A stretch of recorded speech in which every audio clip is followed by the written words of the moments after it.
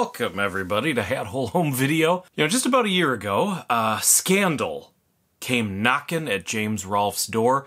A guy who was kind of famous for avoiding drama was now at least waist deep, if not neck deep, in it. And to tell you the truth, all of that drama, the Cinemassacre, James Rolfe, screenwave, plagiarism drama, by normal, real-world standards, was pretty mild.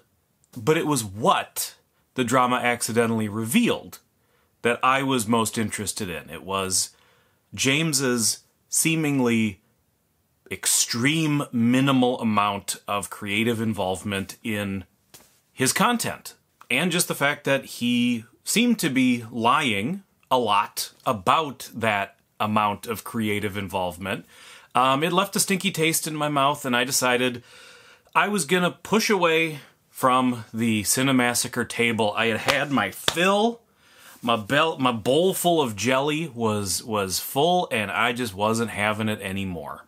And really, besides the occasional update from my boys over at Red Cow Entertainment, I've been almost entirely unplugged from Cinemassacre's content for the last year. I should say the new content, because I did, over this last year, discover the 6 Snicks flicks, which I enjoy a great deal. Full disclosure. But other than that, I have been almost entirely unplugged. But recently, that James Rolfe video that I did has been getting a bunch of comments again. And I can only assume it's because it's about a year since that drama and some amount of algorithmic interest is kicking up again. So I decided that it was probably a good time to see what old James has been up to over the last year. And I didn't go back and look at the whole year, but I did look at a handful of videos that he's uploaded recently, that he has uploaded recently. I don't know if I said it wrong the first time, but it felt wrong coming out of my mouth. But I watched the Roger Corman tribute video. I watched his Munsters review. I watched the Hudson Hawk AVGN episode, and I watched the climbing the Rocky IV mountain vlog. And then I kind of skimmed through some of the handful of Monster Madness episodes that have come out over the last few weeks. And overall, I am pretty impressed with the major course corrections that the channel has taken. A year ago, the channel was a very noisy place full of a lot of voices that were really kind of trying to one-up each other, and they were a lot of voices that I was not particularly interested in listening to. And James, the star, was very visibly checked out. And right now, at least from what I watched, it does seem like they have wisely put the focus back on James's voice.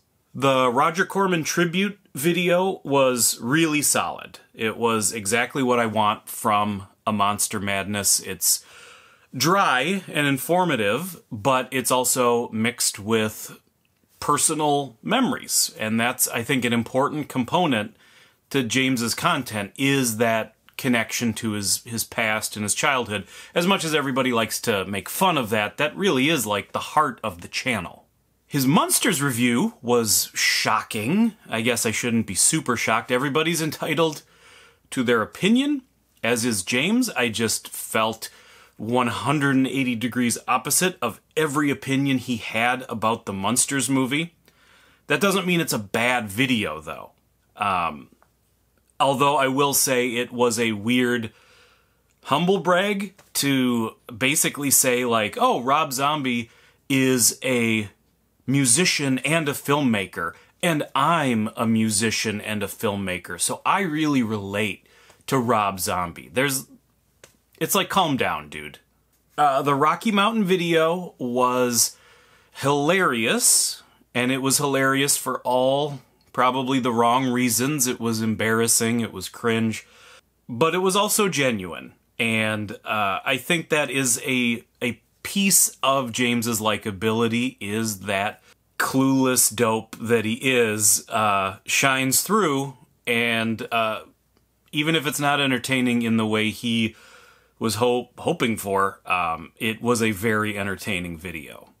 Now, AVGN, I have a lot of opinions about the current state of specifically AVGN as a character, probably more than as a series. It's tired. There's no way around it. It has been ridden for just about all it will ride. You know what I mean? Watching the newest AVGN, I thought a lot about what advice I would give. Not that anybody's asking, but if somebody was asking, how can I retool or reimagine or reinvigorate this series and this character, what would I say? And I think it's two big things. One is, I think James needs to embrace his age as a YouTuber.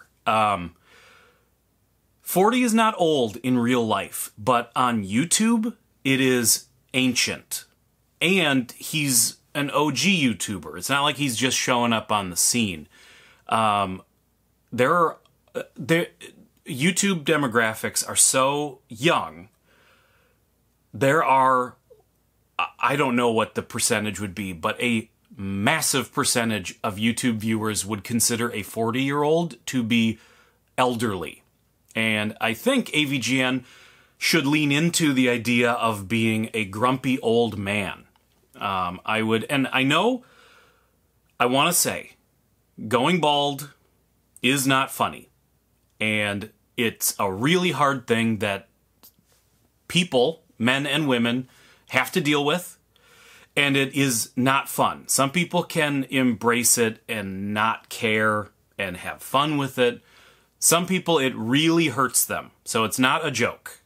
And I think James, as a person, clearly struggles with it to some amount.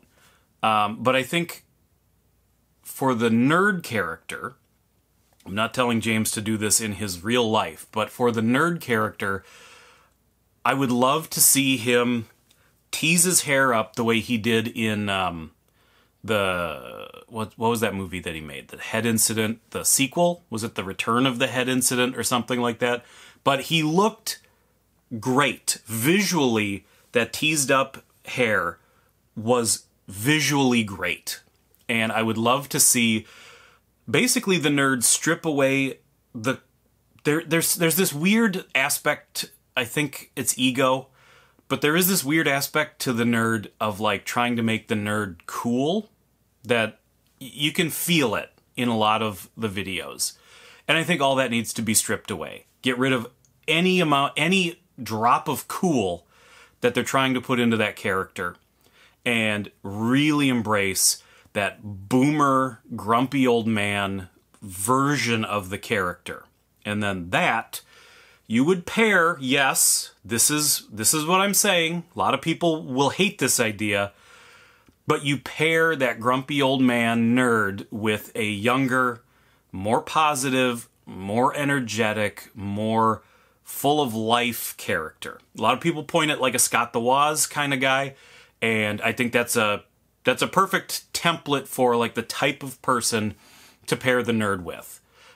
Someone who is an opposite but equal voice to the nerd. And then you could, say it's like, say like, oh, my nephew, the nerd could, the in-universe canon could be like his nephew is coming to stay with him for a while, or it's the neighbor kid coming over to play games. Whatever canon that, James would concoct.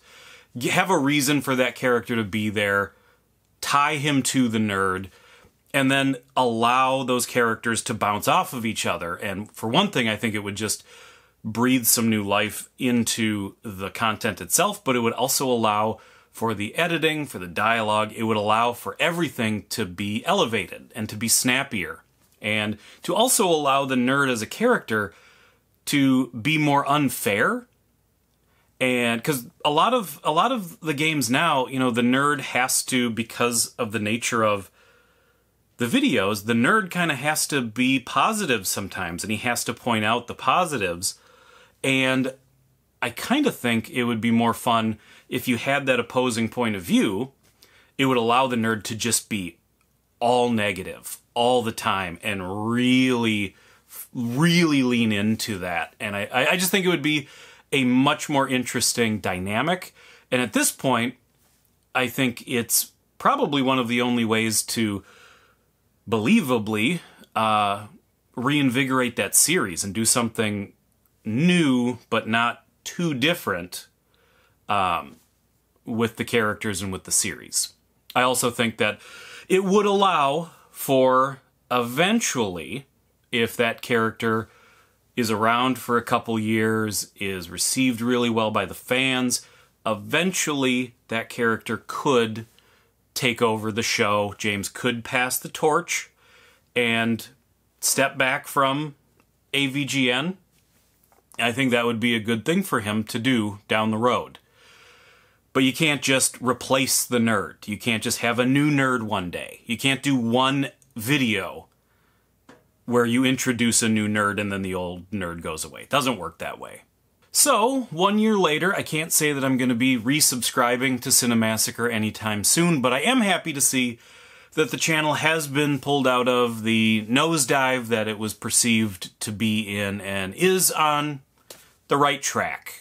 And honestly, I'm not a drama guy, and it did kind of bug me that this low-effort video that I made, just talking out some of my own feelings, which I thought would just be viewed by, a handful of my own subscribers, that video caught up in the drama algorithm, and in a small way, it was, I think, fuel on that really negative fire at that time.